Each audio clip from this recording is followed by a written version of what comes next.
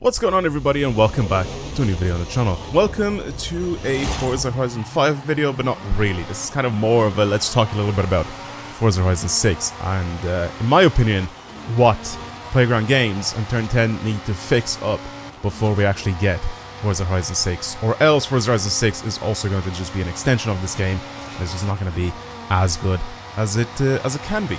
So that's the thing. That's what I want to talk about in today's video. There's a few things that I want to discuss and a few things that I think need to be mentioned, because again, this game isn't perfect. It is far from being perfect, and honestly I can't really see a lot of people playing Forza Horizon 6 if it's going to be the exact same as Forza Horizon 5, because it just kind of makes it feel a little dull. So here's one of them. Leaderboards.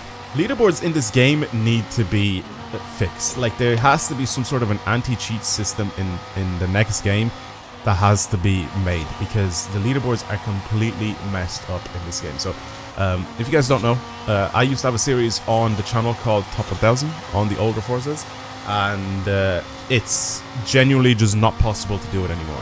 There's so many different events that I just can't make a consistent series out of that. And you may be saying, it's like, okay, wow, you being, you know, you're just thinking about yourself, like you can't make a series, so this has to be fixed. No, not really, because there are people in this game who still enjoy and still like to do leaderboard stuff, like leaderboard hunting. They want to try to do the best in a specific thing, either it's races or it's PR stunts. And those guys, which is a big community by the way, can't do it anymore. It just limits what they can possibly do in this game. So if I go into this speed trap over here, which is 201 miles an hour is the fastest I could have gotten.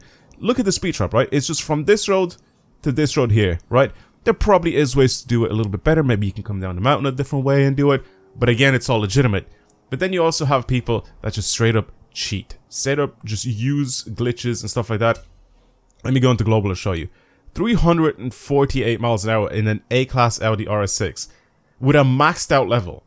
Like, these are all obvious cheaters, right? Like, and they do nothing about them. They don't get rid of the scores off the leaderboards. They simply just do not care about these scores on leaderboards. And I can keep scrolling down for ages until I find someone that's legit. If I go into my friends and club, let me swap over to that. I've kicked every single cheater out of my friends and club. The first legit score that I see here would be around 939th in the world. Maybe there's a few people just slightly above this guy, but maybe there isn't. Like, it's just, there are hundreds and probably even thousands for some events as well, because this is just not really that much of a popular event. But if I go on the highway, or if I go to the drag strip one, there was literally like thousands of people doing it. There's like people still, they had a glitch up as well with the Taycan, where you were able to glitch it and get it to go really, really fast. They still haven't gotten rid of those scores off the leaderboards. It's mental to me that these scores are still up here. Like, this guy doesn't. What is this? What is that? How is this guy at the top of the leaderboards with 200 miles an hour in a Jeep Trackhawk with no class? What is that? How is this allowed in this game? They simply just do not care, and they have to fix this. There's 28 million scores on this leaderboard, and I guarantee you, maybe like half of them are legitimate. There's even the ones that once you get down to the actual point, where, maybe not half, I think I over-exaggerated, but there's, even when you get down to the actual legitimate times, there's still probably some people down there that have tried to cheat and they just didn't get the scores properly. Like, this is 21,000 in the world is a legit score here. How crazy is that? 21,000 is a legit score. So that's what I'm trying to say here. There's so many of these scores on these leaderboards that are just straight up cheated. And even if you go into rival events and you have a look at some of the top positions in the thing, and you try to set up as their ghosts so you can see what they've done around the track, you can just see them using like speed boosts as well to just go faster. So it's just something that needs to be fixed ASAP, because cheating in this game and glitching, or not glitching, sorry, but just straight up cheating and hacking, modding, whatever you want to call it, is just out of control. And it's just, it makes the game so much worse for everybody else. Now, the next thing is attention to detail. I feel like with every car released, there is some sort of issue that happens, and I don't understand why that's a thing. Why this happens? I don't get it.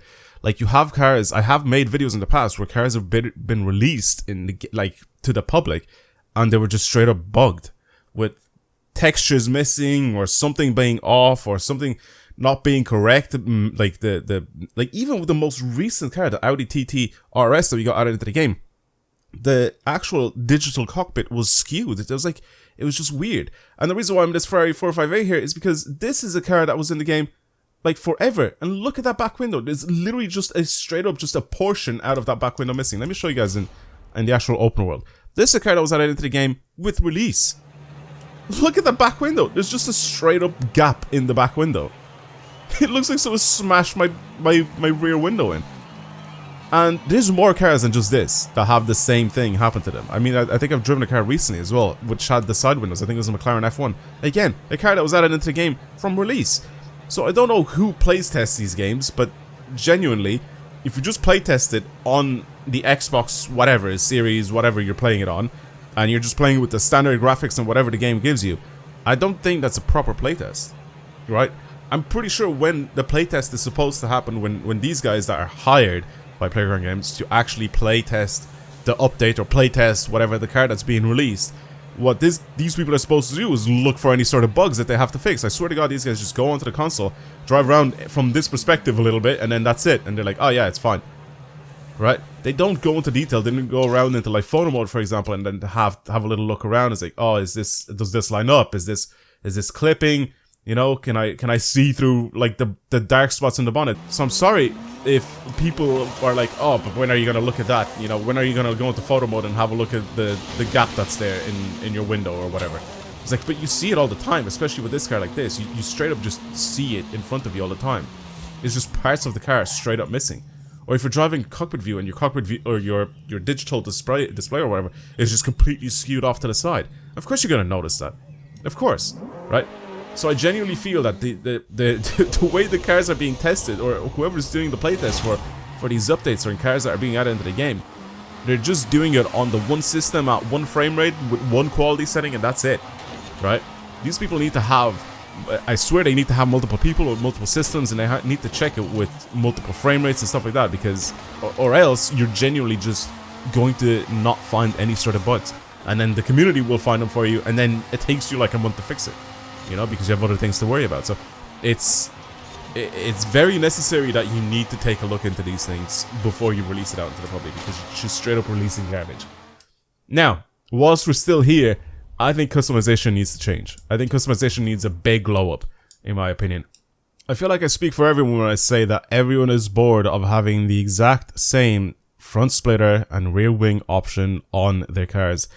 I know some cars you can't actually get licensing for some of the body kits that are being made, such as this Ferrari 458, for example. Probably can't get the Liberty Walk kit anymore, which I understand. But having just these two as an option for modification, it is so sad to me. And they're so ugly and outdated. They need to be updated. Or at least make it. I know this might take a lot of work and whatever, but at least make it so each car has its individual front splitter and rear wing.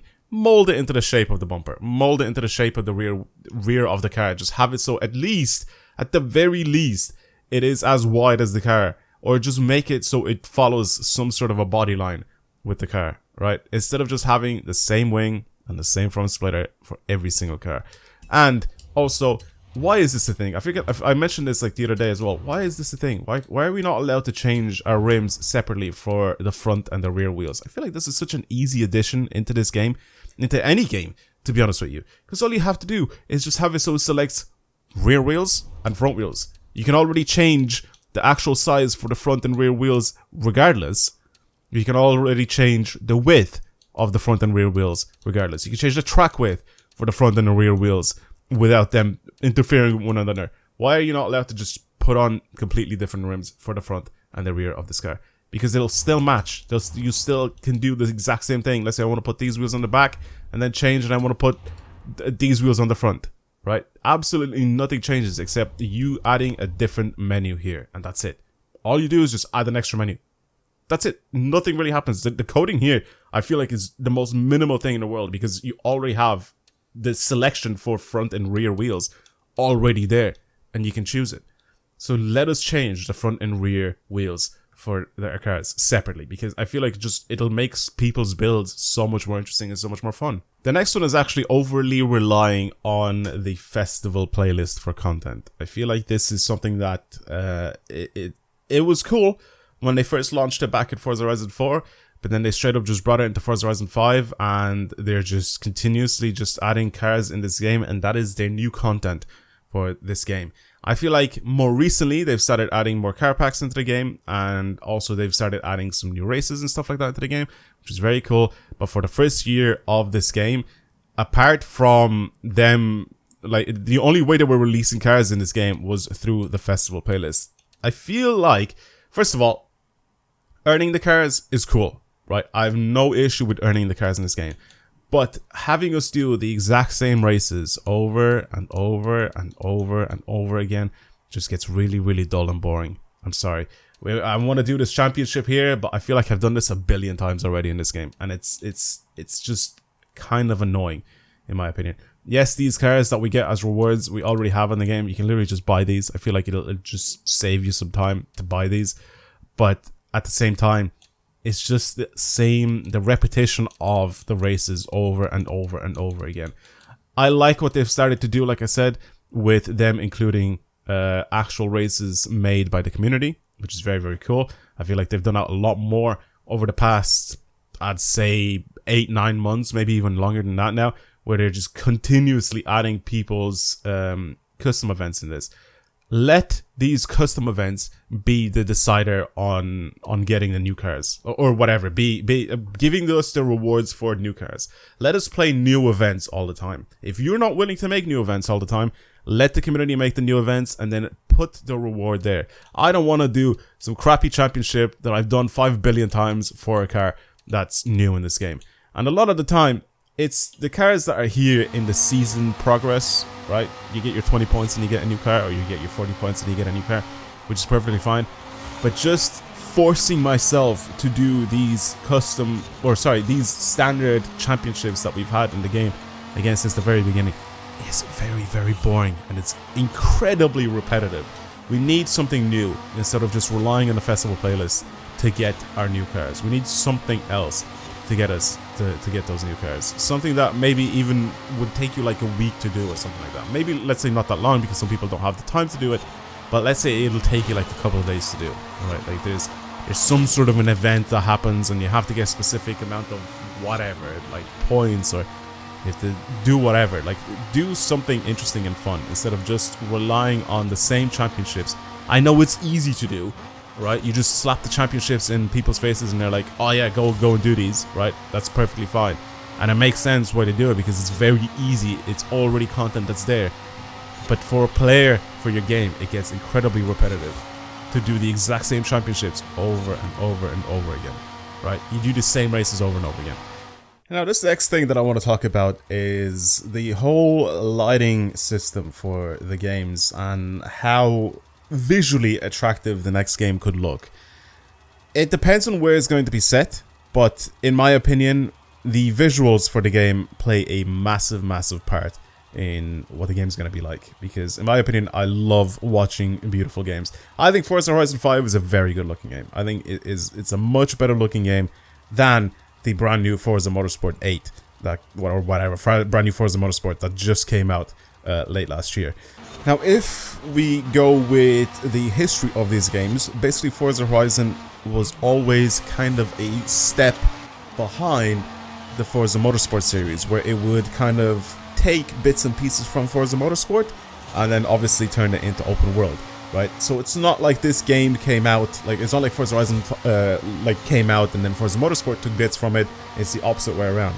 So with Forza Motorsport being out now, I am actually kind of a little bit scared that the next Forza Horizon game is going to look like it. I've stated my opinion on Forza Motorsport, and visually I think it looks crap. I think it's like you're looking through very blurry lenses at everything. I'm sorry, but the game just doesn't look good. There's things that shouldn't be blurred in the game. The lighting system in Forza Motorsport is just not good, in my opinion. I think the shadows are terrible. Just the lighting, like I said, in general, just is bad. I think the color, the color, I guess, palette of the game just doesn't look right. Everything looks weird and washed out. it just doesn't look good. And I really do hope that the next Forza Horizon 6 is not going to be taking bits and pieces from Forza Motorsport, because if we've seen, you know, like I said, what happened in the past, where Forza Horizon would take bits and pieces from the previous Forza Motorsports to create the good game, it's kind of going downhill with Forza Motorsport, and I don't really think that Forza Horizon should really follow.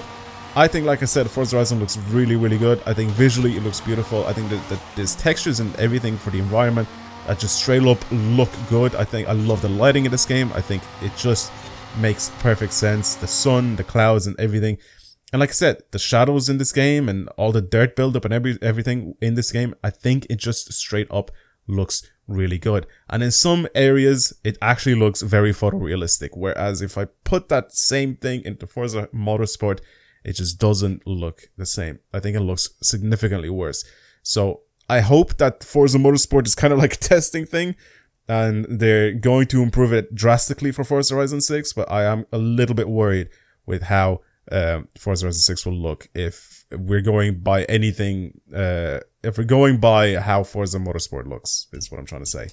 And finally, the setting. Well, I feel like this has to be talked about. Forza Horizon 4, I think, was a good example on what to do right. I think they had Edinburgh, which was basically your city. They had smaller little towns around the map, and they had areas in the middle where it was just kind of open world and a little bit of mountainous driving and stuff like that. But it was a lot smaller than this map. Now, when we first saw this map, we were like, oh damn, right? This is a significantly larger map than Forza Horizon 4 was. However, it's just filled with a lot of nothing. A lot of these fully empty fields and just slightly rocky areas here. But again, it's just straight up just empty fields added to the center of this. You can even see them, right? I'm not even like lying. Like empty field, field. So many fields just added here in the middle. If you cut this part out, I don't think this map is going to be that big. And in my opinion, Guanajuato is an incredibly disappointing city to have in this game for such a large map. So in my opinion, whatever we do with the next map, I think the actual city, or the, I guess, condensed area where you have lots and lots of roads in a small area, has to be significantly larger than just this, right? Again, you have your little towns and stuff like that around the place, which is perfectly fine. You can still have that, but it just isn't enough. It just isn't enough. I think, like I said, the city area of this, I think, in my opinion, a quarter of this map. So all this area here should be all city, right? I think it should be a massive portion of it should be just city. Think of the GTA 5 map. Think of Los Santos and obviously the surrounding areas. Think how big Los Santos is compared to the upper part of the map. It's basically a third, right? So a third of the map is incredibly condensed, and you have a massive amount of roads that are like close together in a small area with lots of buildings, a big city, and then above that you have your countryside and your mountains and stuff like that, right? And that's fine, and it makes sense. Whereas in this you have a tiny little city. I don't even want to call this a city. It's a town. It's just an old town. You have this town, and then you have some other little like selection of houses here, which again, it doesn't even have like a lot of condensed roads here. It just have these like little dirt roads here, and that's pretty much it. You have this other little town here as well, Mulegé, which again is what, 6 roads? You know what I mean? So I still love the size of this map. I think the size of the map is really, really good. But the fact that we have nowhere to... It's just too open, right? We need an area where it's just condensed and has a lot of city... Or basically a city life we kind of want to have in a game as well. Apart from that, I think the map is cool. Again, it's just a lot of wasted potential with these like just random fields added in. It's just to create the illusion of it being a bigger map. Which technically it is a bigger map, but it's just a more open map with nothing really exciting to drive around in it. Like, I enjoyed Forza Horizon 2 so much because it has the different cities around the area kind of at the bottom of the map next to the water. And then again, you have a little bit of countryside, a little bit of open road, I would say, in quotation marks, like because technically at that point Forza Horizon wasn't really fully open world, right? You're still kind of stuck driving on actual roads and trails and that. But now that we can literally drive anywhere, I really don't want to drive from this point of the map to the opposite end of the map, because it would just be incredibly boring to drive on. You're just driving around in open fields, or you're using the highway, right? This is obviously the longest highway that I think that we've had in any Forza Horizon game, which is very cool. I love this highway. I think it's very, very good. But again, it's just on either side of it, you just have a bunch of nothing, you know? So I think the map needs a massive, massive improvement. It's probably difficult to do, but I think we need a city, like a proper sized city, like something big. If you're only going to do one city, do like one big city, right? These small little towns scattered throughout the place just isn't doing it. There's too much real estate in the center of the map with just nothing around it. And I generally think that they need to fix up with that. Well, that's it for today's video. Thank you for watching. I hope you enjoyed it. If you have any sort of suggestions or anything that you guys would like to see implemented in the next Forza Horizon game, definitely let me know down in the comments below, because I'm down to try and kind of discuss it a little bit with you guys, or just have at least a little look and see what people want to see in the future Forza Horizon game. And, you know, maybe you agree with me, maybe you disagree with me. Maybe you say that this is the best map that they've ever had, and this is why it's absolutely massive and whatever. I don't know, right? It's always fun to, like, try and start a discussion with you guys in the comments, so definitely let me know down in the comments below what you think of the points that I made, and obviously things that you guys would like to maybe add on to what I said. That's it again. Thank you for watching, and I'll see you guys in the next video.